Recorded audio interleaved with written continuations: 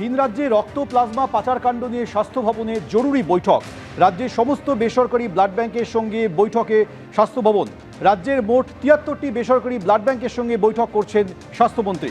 গত কয়েক সপ্তাহ ধরে তোলপাড় পড়ে গিয়েছে বিভিন্ন ব্লাড ব্যাংক যেভাবে স্বাস্থ্য ভবনকে না জানিয়ে ভিন রাজ্যে রক্ত এবং প্লাজমা পাচার করেছে তার তদন্ত করছে প্রশাসন। ইতিমধ্যে কঠোর পদক্ষেপও করেছে প্রশাসন।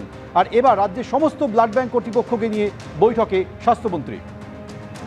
সন্দীপ সরকার আমাদের সঙ্গে টেলিফোনে রয়েছেন, বিস্তারিত বলবেন। সন্দীপ, দেখো, রাজ্যের ৭৩টা বেসরকারি ব্লাড ব্যাংকের আধিকারিকদের আজকে ডাকা হয়েছিল, পদস্থ কর্তাদের ডাকা হয়েছিল স্বাস্থ্য ভবনে। সেই বৈঠক শুরু হয়েছে। আমরা জানি যে রক্ত এবং প্লাজমা পাচার কাণ্ড, সেই রক্ত এবং প্লাজমা পাচার কাণ্ড নিয়ে বিস্তর জল ঘোলা হয়েছে। স্বাস্থ্য ভবনের অনুমতি না নিয়ে কোটি কোটি টাকার রক্ত এবং প্লাজমা ভিন রাজ্যে বিভিন্ন বেসরকারি ব্লাড ব্যাংক পাচার করেছে, বিক্রি করেছে, এমনটাই অভিযোগ সামনে আসে। এরপর ১২টি ব্লাড ব্যাংকের বিরুদ্ধে শাস্তিমূলক ব্যবস্থা নেওয়া হয়। আর আজকে রাজ্যের ৭৩টি বেসরকারি ব্লাড ব্যাংকে ডেকে পাঠানো হয়েছে স্বাস্থ্য ভবনে। সেই বৈঠক এই মুহূর্তে চলছে।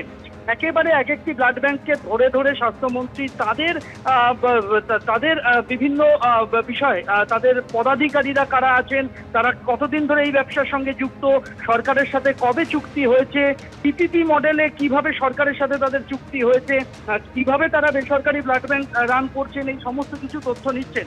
অনেক ব্লাড ব্যাংক তারা পদাধিকারী না পাঠিয়ে সাধারণ কর্মী পাঠানোতে রীতিমতো ভর্ৎসনা করেছেন স্বাস্থ্যমন্ত্রী এবং স্বাস্থ্য সচিব, এবং তাদের এই দায়িত্বজ্ঞানহীন কাজের জন্য তাদেরকে ভর্ৎসনা করা হয়েছে। এখনো সেই বৈঠক চলছে।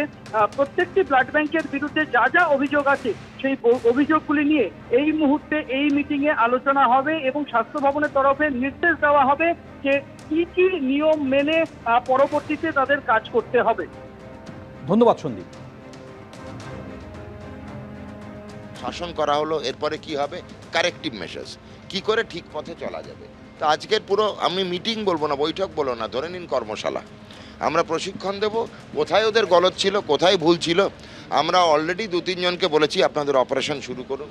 আমি শুনিনি কোনো দিন ব্লাড ব্যাংকের ফ্র্যাঞ্চাইজি হয়।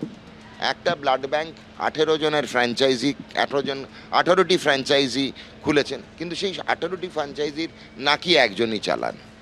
এই সেই যিনি নাকি একজন, তিনি একজন রাজনৈতিক ব্যক্তিত্বর ভাই।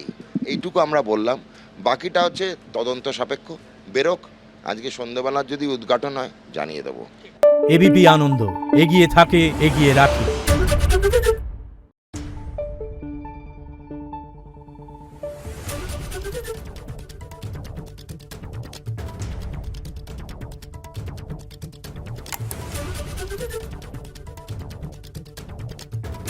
Thank you.